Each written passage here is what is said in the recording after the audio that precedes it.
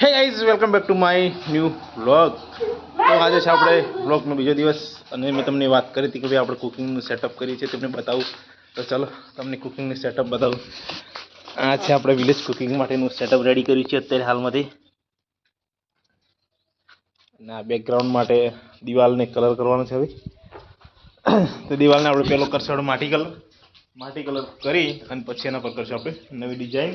અને ચૂલા પર આપણે થોડી ડિઝાઇન પાડી દેવાની છે. પછી આપણે રેડી થશે પૂરું કમ્પ્લીટ વિલેજ સ્ટાઇલનું કુકિંગ સેટઅપ. તો મિત્રો ને જુઓ, આ છે અમારા નિતાનસિંહ, આ છે શિવાની, એ છે ધ્રુવી, ને આ કોણ છે?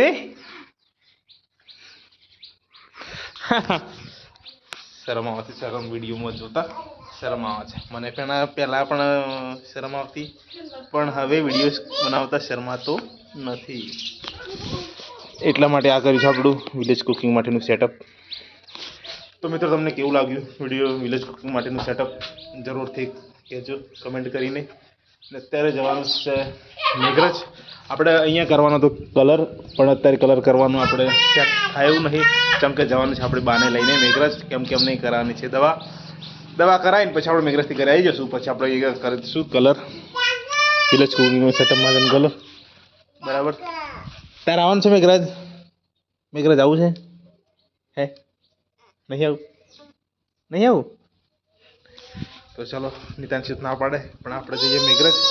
તો ચલો પહેલાં નાહવાનું છે, નાહી નાખશું. અને આ જાઓ મિત્રો, આપણા ઝાડ ઉપર કબૂતરું વાયું છે. બે કબૂતર છે, નાનો બચ્ચોને જન્મ આલે. તો આ છે નિતાંશિંહ.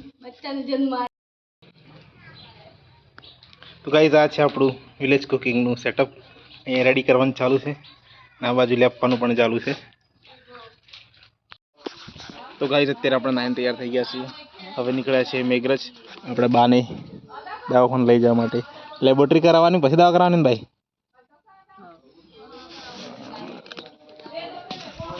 બરાબર છે. તો ગાઈઝ ચલો અત્યારે જઈએ મેઘરજ. બાઇક તૈયાર થઈ ગઈ છે આપણી રેડી. તો ગાઈઝ અત્યારે અમે મારા બાને બે દવા કરાવીને આવી ગયા છે મેઘરજથી રિટર્ન. આ બાજુ બેઠા છે મારા બા. અને અત્યારે મેઘરજથી દવા કરાવી ને રિટર્ન વળી ગયા છે ઘરે. હવે ઘરે જઈને કરવાનું છે આપણે કલર કામ, આપણે જે વિલેજ કુકિંગનું કરી દીધું તે.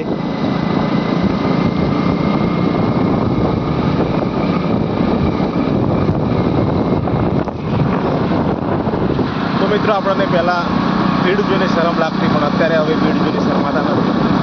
કેમ કે ભાઈ વિડીયો બનાવવું એટલે કંઈ બનાવી દેવાનું, બનાવવું એટલે બનાવી જ દેવાનું. બરાબર ના છે મારી.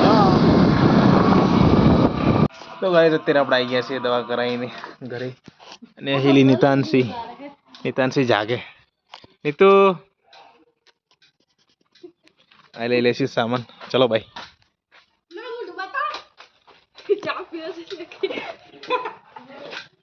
સક્રી ચા પીવે નીતુ.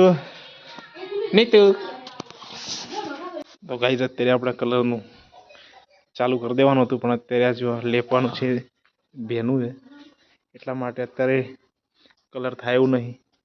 અને જ્યાં આ કલર છે એ આપણે દિવાલે મારવાનો છે. તો અત્યારે બીજું પણ કામ આવી ગયું છે. અત્યારે સાંજની વેળા થઈ ગઈ છે, દિવસ પણ હાથમી ગયો અને આલી પણ છે એ ભેનું છે. એટલા માટે અત્યારે કલર કામ ના થાય. એટલે હવે કલર કરશું આપણે કાલે સવારે આપણે કલર કામ થઈ જાય પછી એ થોડી ડિઝાઇન કરવાની છે, એ ડિઝાઇન કરી દઈશું અહીંયા. તો મિત્રો અત્યારે આપણે આવી ગયા છીએ ખેતરમાં અને સોજના વાગ્યા છે 6. દિવસ પણ હાથમી ગયો છે અત્યારે. અને જો ડુંગરની પાછળ દિવસ હાથમી ગયો અત્યારે. અને ખેતરમાં આપણે જોવા માટે આવ્યા હતા, ખાલી અત્યારે ઓટો મારવા જ આવ્યા હતા.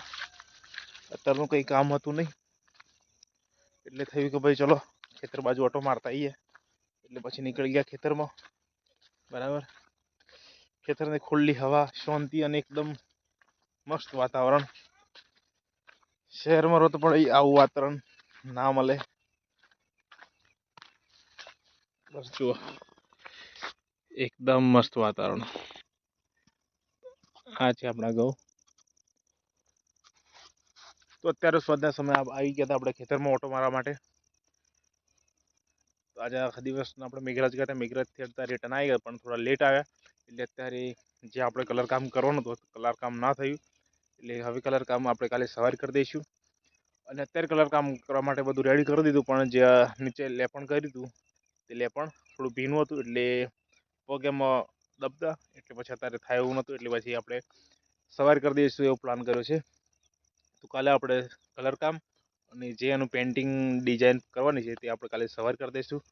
તો ચલો મિત્રો, આ છે આપણું ખેતર ને હવે જવાનું છે આપણે ઘરે.